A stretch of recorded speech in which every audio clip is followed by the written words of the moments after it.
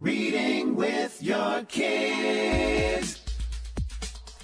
Hola, ni hao, konnichiwa, assalamu alaikum, shalom, mahaba, mori mori wanji, namaste, jumbo, bienvenidos. Hi, my name is Jed Lee, and this is the Reading with Your Kids podcast. We are coming to you from the crowded Mattress Studios in the beautiful neighborhood of Reedville in the southwest corner of Boston, Massachusetts. We are so honored and so wicked happy that you'll join us in our mission to help all families grow closer through reading. Please be sure to tell all of your family and friends about the show. And please be sure to subscribe to the show on the iHeartRadio app, on Spotify, Apple Podcasts, Amazon Music, Stitcher Radio, wherever you find your podcasts. We have two great guests today. David Roth and Rinee Shah are here to celebrate LOL 101, a kid's guide to writing jokes. Before we invite David and Rinee into the studio, we want to let you know that we have a brand new Reading with Your Kids certified great read. My Sister Wants an Elephant, written by Lynn Podrat. It's a heartwarming and delightful children's story that showcases the determination and teamwork of Randy and Jerica as they strive to convince their mother to consider their unusual pet request. While they may not get to have the animals directly in their backyard, it's intriguing to hear that their mother finds a way to grant them access to llamas and an elephant, providing a compromise that allows the children to experience the joy of being close to these fascinating creatures. The themes of persistence, compromise, and the bond between siblings are relatable and endearing. The book is based on a true story, adding a layer of authenticity and charm. We can imagine how readers, and especially those with a fondness for elephants, would cheer for Randy and Jerica throughout their adventure. We love this book. We know that you'll love it too. My Sister Wants an Elephant, written by Lynn Podrat. Read our entire review at readingwithyourkids.com. And if you're an author and you're interested in submitting your book to our Reading with Your Kids Certified Great Read panel, be sure to visit our website, readingwithyourkids.com, and click on that author button at the top of the page and scroll on down to Certified Great Reads. I am so excited. This is going to be a fun conversation. We have two amazing guests here celebrating the release of their book. It's called LOL, A Kid's Guide to Writing Jokes. Please welcome to the show. First, coming to us from the West Coast, Rinee Shah. Hey, Rinee, how are you? Doing great, Jed. Thanks for being here. And also coming to us right now from the middle of the country, David Roth. David, how's it going? Hey, Jed, it's great. David, why don't we start with you? What's LOL 101 all about? It's basically an introduction to joke writing and an introduction to why making people laugh is important. So before we actually dive into writing jokes in the book, we sort of get into what's fun about making people laugh. You know, we talk about what is a joke, what is not a joke, just to sort of really establish things from the ground up. And then we get into like the meat and potatoes of the book, which is actually having kids write their own jokes. And then, that's, one of the most exciting parts. And Rinee and I just got finished with a tour where we worked with hundreds of kids writing jokes, heard hundreds of different jokes. And they definitely had us like laughing. I was like crying. Some of them were so ridiculous and funny because kids are just, their brains just work in great ways. So, yeah. Yeah, awesome. Hey, Rinee, one of the things that David said is that really early on in the book, you talk to kids about what is a joke and what isn't. There's lots of ways to make people laugh, and a lot of times the way kids and adults make others laugh can be kind of hurtful. Can you talk a little bit about what is and what isn't a joke? Yeah, I mean, basically when we're introducing the concept of what is a joke, we're introducing the concept of surprise, which is like, it's not a joke unless someone's surprised at the end. But in terms of what you're talking about, we actually have the serious section, which comes later in the book, which really talks about, the idea of teasing or hurting someone's feelings and, how we don't encourage that. If you're going to tease someone, make sure it's a friend of yours. Make sure you take their feelings into account. And so we definitely try to teach kids that, not all jokes are the right joke to tell. There's a line that you should definitely make sure you're not crossing. I think that's really a super important lesson for kids to talk about with kids, because I think a lot of times kids, when they are hurtful, they're not always trying to be hurtful. David, what do you think about that?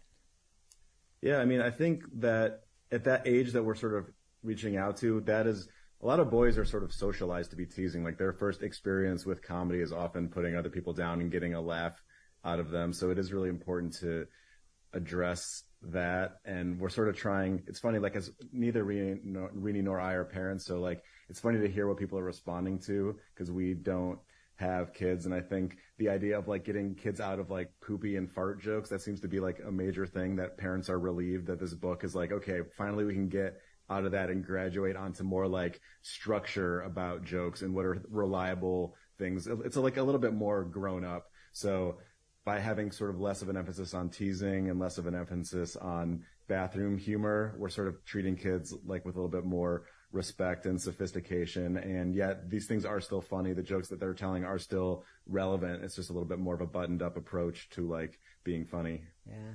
Well, Rinee, I am a parent of 2 now adult kids, but I still like fart jokes. But that's okay. That's just me. I haven't grown up a whole lot. Can you talk a little bit about the structure that we're going to be talking to kids about in LOL 101? Yeah, I mean, we basically break down different joke structures that I think, most adults are probably aware of, but they don't really actually know the rules, right? So we talk about wordplay and idioms, like think of a word that's got two meanings, like a phrase like on thin ice. How do we work backwards and work on a joke that answers that phrase? And, we talk about the rule of 3. One of our favorite jokes that we were telling on the road was, I have nightmares about ghosts, tarantulas, and my dad's tiny jean shorts. And we always got like the biggest laugh from the kids on that. But we're teaching them that pattern of like, you set it up with 2 things that are expected and bam, that third one is that surprise that we're teaching the kids about of, this thing that you wouldn't expect to hear after, ghosts and tarantulas. So it's, that's basically like what we're doing in the book. We're teaching them these structures that they can follow so they can write their own jokes. And just kind of teaching them a little bit about comedy. Even, at the very end of the book, we talk about the future of comedy and what you could do with it. Like, you don't have to necessarily become a stand-up comedian, but we list out some jobs, even some careers that are like comedy focused, like, advertising copywriter or sitcom writer, or just thinking about comedy in a way of like, you don't have to just become a stand-up comedian to have, comedy in your life be part of your career. Yeah. David, you were mentioning to me that both you and Rinee are in the advertising world. Can you talk a little bit about how we use comedy to sell products and ideas and services? Yeah, I mean, I think a big part of advertising is, knowing your target demographic and knowing who you're talking to and being sort of fun and approachable and endearing. Like when we were in when I was in ad school, they kind of consider advertising people like you're an uninvited guest. So you need to sort of put on a little bit of a show, have a little charm, some pizzazz, and have something to say. So I think that's like a sort of helpful training, is like the sort of good spiritedness of what you're doing. Yeah.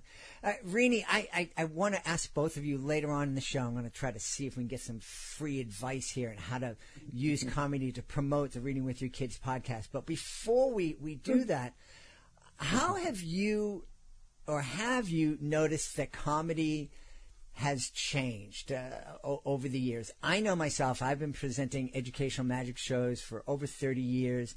One of the dumb jokes that I've used for decades is showing kids an empty bag and saying, hey, this bag is empty. just like my head. And for decades, it got lots and lots of laughs in multiple languages.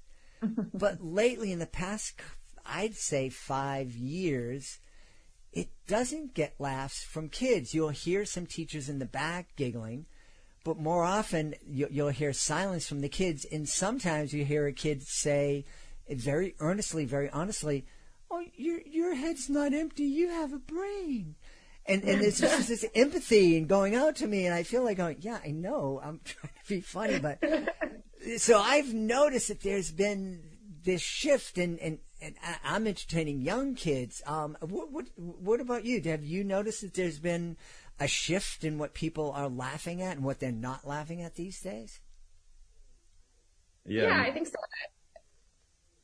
I mean, I think it kind of just points, as you were saying, to more of an emotional intelligence amongst the audience, right? I think things we were laughing at 2 decades ago maybe would have been too crude or insensitive to tell today. So maybe we're just kind of evolving a little bit as an audience. I mean, I'm curious to know what David thinks, because David does stand up a couple nights a week and really, has a better read on the audience these days. Yeah, I mean, I think people are just more sensitive, and I think as we're sort of emotionally coaching our kids at a younger age, that's not necessarily like the best thing for comedy. Like, I'm sure parents are telling their kids not to use like negative self-talk and negative language. So something that when things were like just way cruder in the 70s and parents like cared less, people just had that kind of more of a sense of humor about things. And then, yeah, it's weird. On one hand, you can look at it as an evolution. On the other hand, from the comedian's point of view, it's just like people have lost their sense of humor in a way. And it's tough because, you want things to be, you want to have it both ways. You want kids to be emotionally intelligent and smart, and also like, yo, this is a joke. I'm being silly. I know my head's not empty. It's funny. So comedy is definitely like in a strange point of view. It's in a weird place for advertising too, as we're so afraid of offending people. It's just, that's like a main driving force. That's why I feel like there's less comedy. There's more emotional stuff in advertising. There's more cause marketing where you're trying to do good for the world. And then you look back on like 90s advertising, it was all just big, boisterous humor. And you're just like, where has that gone? So it's definitely tough. I mean, I obviously wish kids had a better sense of humor. Well, there's sometimes too, but then, and it's also made me think that, well, maybe it's time to get rid of some of these decades old jokes and come up with something fresh. But how is, in terms of teaching comedy to kids, David, what's a way to kind of help them kind of understand that things evolve and that we're, evolving? What might have been funny when they were in 5th grade, now when they're in high school, not so much funny anymore. Yeah, I mean, I think that's something that parents are probably dealing with on a case-by-case basis, and that's kind of beyond what our book, the ambition of our book. Luckily, I think in this way we're sort of just like everyone's got different points of view on what they think is funny. Is obviously just performing in front of different types of audiences. What Sacramento finds funny is so much different than what Santa Cruz finds funny.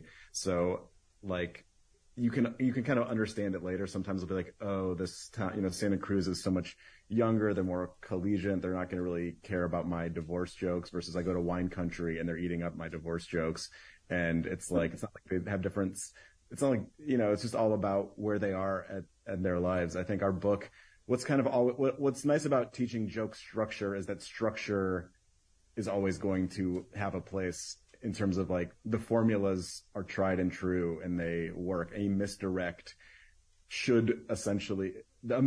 is way more dependable of a joke structure than sort of trying to be relatable in a certain way. Like if you have a real surprise, like the tiny jean shorts we were talking about, that is just, the structure is really, it's more bulletproof than like, isn't it crazy that, at the stop signs in the Midwest, no one really knows who to let go first and give them the right of way. It's just like, yeah, I mean, that's going to work for some people, but not in the same way, not as consistently as structure, Yeah. Rinee, I grew up in Boston. Giving somebody the right of way when you're driving. I don't know what David's talking about. But you mentioned, I think it was you that mentioned the rule of 3, and that's certainly something that I've used in making kids laugh and in doing, magic. What is it about the number 3 that's kind of magical? Yeah, I mean, I think it's actually quite quick, right? If it was the rule of 5 or the rule of 7, it would be so many things that you'd probably lose the person by the time you got to that punch at the end. But, the rule of 3 is, very common in writing. It's not just comedy as well. But what I love about it is like you set up this quick pattern and then you break it. But, I think with the right delivery and the right line, it can still really pack that punch. Like we told that joke last week dozens of times on our tour, and I was like, every time I got the biggest laugh in the room because the kids are just not expecting it, right? They think you're going to say like monster or something as the third one, and that unexpectedness really hits you pretty quickly on that third one. Yeah. Now, I know David is used to being in front of audiences and getting laughs. What about you? What's it on tour, going to schools, getting up in front of an audience, making them laugh? How does that feel for you? It's a little bit foreign. I'm not in front of audiences all the time, so it definitely was a bit of a learning curve. I'm also the illustrator of LOL 101, and I feel like illustrators have this rep of like, introverts that just like to be home drawing, and I think there's a little bit of truth to that for me as well. But I definitely had a ton of fun just being in front of all the kids. Yeah, Rinee did a great job too, and you could sort of see her evolve as the tour went on. To be like, because a lot of it's just about when something works, repeating it, when something doesn't, like losing it. And that's a lot of what we do in stand-up. And even just for our presentation, we have a bunch of different joke structures, and she was also just great about like, yeah, this clearly didn't work for this people. Let's kind of lose this one, but insert this one. And that adjustment stuff is like, it was a great instinct. And then also just in the way that she was delivering, and you could just see, once something works, once you do get that joke working, you can deliver it with a lot more confidence the next time around, and then you're sort of expecting that laugh. I think that's also why comedians end up like yelling at audiences, is like, they usually only yell at audiences when they've done the joke 100 times and get a laugh. That gives them the confidence to sort of, yell at them when they don't get a laugh, because they have all that data that says this is funny, and that gives you the confidence to be like, this is funny. No, you're wrong. Even though I never really take that stand as a comedian. So it's kind of interesting to see how things like that happen in over the course of a live performance in a show that you kind of refine. David, one of the things I'm curious about is I love going up on stage, and I have a couple of really dumb jokes that I know when I do them, there might be 1 or 2 people who get it and they'll laugh. And I actually just love that, delivering the joke and there's silence, but there's a couple of giggles in the back.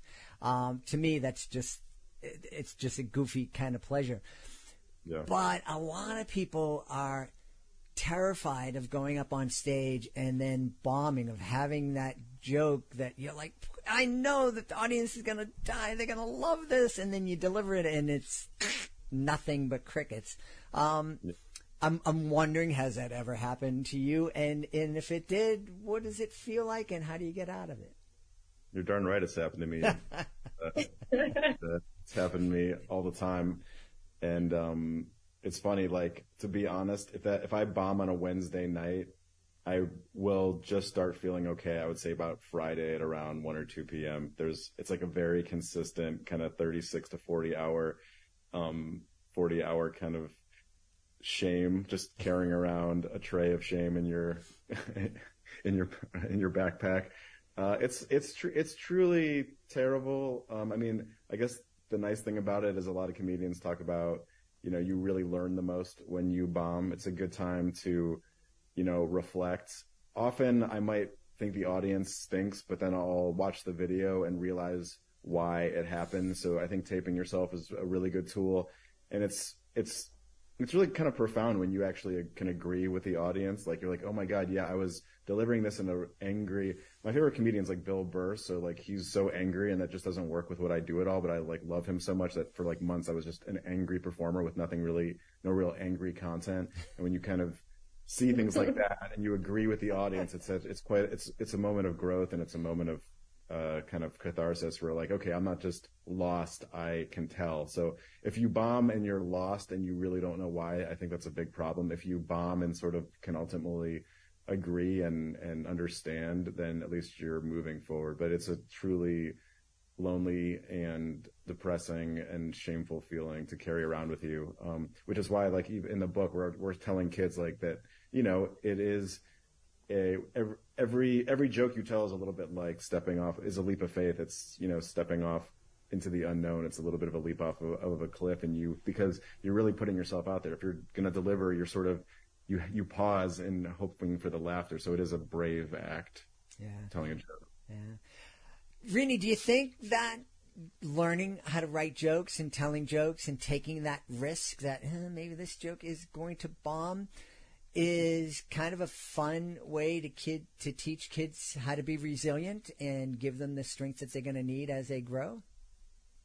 Totally. I think there's so many great things about joke writing that are kind of overlooked when it comes to building confidence for kids. They're being creative, they're writing, they're performing, they're doing something analog that's not, attached to a screen. I think there's just so many valuable skill sets that they're building just by telling, like a simple rule of three joke, and performing it, even if they're just performing it to their mom or dad, I think there's still that risk involved, right? And that performance and that confidence that has to be there. And, we definitely break down the rules of performance of memorize your joke, which, most kids don't. We heard so many jokes from kids last week, and a lot of kids will just get stuck in the middle of telling it because they hadn't even formally formed it in their head, so it's memorize your joke, act out the characters, pause before the punchline, right? So we're trying to teach these kids, it doesn't have to be that scary. Here are the rules to do it. And then we also have this section of it's okay if it bombs, it is a risk telling it, and here's what to do if it doesn't go well, pick yourself back up, try again, maybe tell a different joke. Just trying to teach kids that they can be fearless with this, and just keep practicing as well. Yeah. I think resilience is a great word for it. That's such an important resilience is such an important skill, and I think that's the true power. That's the true superpower of a comedian, is honestly just resilience. It's something that's applicable to every part of your life. And part of the fun of our lessons was when people would literally be like, "That's not funny," and it's okay, well, it not being funny is completely okay, and that's why we're gonna write it another way. That's why we're gonna tell another joke. If you don't make someone laugh, that doesn't mean you run away. It means you see if you can find a way to make someone laugh. And yeah, failure, I don't think I got to this level of headiness, but failure is part of the process. Yeah. And failing with a joke, having a joke bomb on you and trying it again and again and maybe getting it the fourth or fifth time, it's a lot less expensive than what Elon's doing with the rockets and, knowing, well, this failed, but I learned a lot from it and I spent $1 bazillion. Totally. We have a section in idioms where it's we tried it. This is what we came up with. We shared it with our friends. They didn't find it funny, so we wrote it this way, and then we have our improved version. So I think, it kind of touches on that concept. Yeah. And also, if you tell a 9-second joke and it bombs, what's the worst thing that's going to happen? Nothing, right? Right. Hey, kids seem to be trying to make a lot of funny things these days, but a lot of what is passing for comedy is just kids doing dumb things on TikTok or Instagram. And what do you think and I think that there's a lot of value in teaching kids this structure that, hey, making people laugh, it's a wonderful thing. It's something that people have been doing since the dawn of time, and it's a beautiful thing. It's a gift. It's a mission, if you would. But creating a joke with the structure and telling a joke is a lot different than putting yourself in a shopping cart and letting your friend push you down into traffic. Did you run into any of that? And what would you say to the kid who goes, "Oh no, I got a bazillion, views on TikTok, almost drowning"? I mean, we sort of embrace all personally, it's like sometimes you don't exactly know why things are funny, or it's like there's no need to trash the kid in the shopping cart. It is like lowbrow. It's not a super teachable tool. But also, one of the moderators of our book launch was Julian Shapiro Barnum, who does recess therapy, and it's a lot of kids being really cute. And it's not like they're using joke structure to be cute. It's their natural like charm that makes us laugh. Or this kid loves corn so much, you're just like, I can't believe someone likes corn this much, and it makes you laugh. And when kids are playing and they're trying to impress their friends, like that is important in their own growth. So it's like there's no need to knock that. It's like people have different sense of humor. There's lowbrow, there's highbrow. I think just in terms of like a book, this is nice because it's just like a reliable way that stands the test of time to have something that you can hang on to. Like the shopping cart is going to be, is disposable. A really powerful wordplay joke that you wrote yourself, or a rule of three joke that you wrote yourself, that's going to have some staying power. And it's obviously like a great format for that. Teaching is a book that will sort of hopefully be somewhat timeless, Yeah. Hey, Rinee, David, I gave you guys a prompt, hopefully an inspiration earlier on, and I want to ask you now, how can we use humor to get people to listen to the Reading with Your Kids podcast? What kind of a joke can we come up with that will just go viral and get millions of people to download this episode and want to run out and buy LOL 101? Well, should we try to write a rule of three joke about the podcast? I think that would be fantastic. My favorite things to listen to. Maybe we have to work backwards. Yeah. Okay, my favorite things to listen to. All right, we'll get to work on that. Maybe we can. Are my dad snoring, my mom yelling at me, but most of all, the Read to Your Kids podcast. All right, things to listen. All right, that's workable. We might be able to do that. Hey, that's the first try. That could be a failure, and then it's okay. And we'll build on that. Well, that's why we have the comment I got section. another one. Okay, go ahead. Why did the sheep listen to the Reading with Your Kids podcast? I'm almost afraid to ask. I don't know. Why? Because it was more fun than playing basketball. I like that. That. I think we're gonna have an audiogram out of that. All of a sudden, our book sales just plummet to zero, right, Rinee? but your podcast listenership rockets. Yeah. Right up. Hey, Rinee, David, where can we go to find out more about LOL 101? Well, we have an Instagram account that's LOL101book, and I think a website that's LOL101book.com. Yeah. Awesome. And if you go on Amazon and Google LOL101, it should be there. Yeah. Yeah, it's available on Amazon, Target, Walmart, Barnes and Nobles. It's just a quick Google search. You could find it. Excellent. And Rinee, do you have a website personally that we can check out? Yeah. It's RineeShah.com. So it's RineeShah.com. And it's got a ton of my illustration work. I have 2 other books. And it's got a lot of my advertising creative direction work as well. Awesome. And David, where can we go to find out more about you and your stand-up? You can go to seriousboyfriend.com, which a website I've had since I was single, a real boyfriend, engaged, married, and divorced. It's the only thing in my life that's so detestable.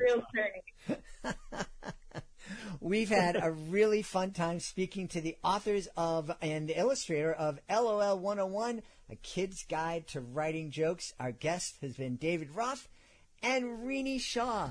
My friends, thank you so much for being with us. Thanks so much, Jed. Thanks, Jed. Please be sure to join us for the next episode of the Reading with Your Kids podcast. Our guest will be Jill Esbaum. She'll be here to celebrate Stinkbird Has a Superpower. That's the next episode of the show. Before we go, we want to thank the folks who made today's show so wonderful. Of course, we want to start by thanking our guest, David Roth, and Rinee Shah. Please be sure to check out LOL101. Also want to thank my team, Fatima Khan, Rory Grady, Madison Dieras, Soji Franklin, Monica Rivera Sosa, and O'Leary. I want to thank my beautiful wife for all the support she gives me. Most of all, we all want to thank you. Thank you so much for taking the time to join us today, and as always, thank you so very much for taking the time to make the world a better place by reading with your kids. I'll be looking for you in the next edition of the Reading with Your Kids podcast.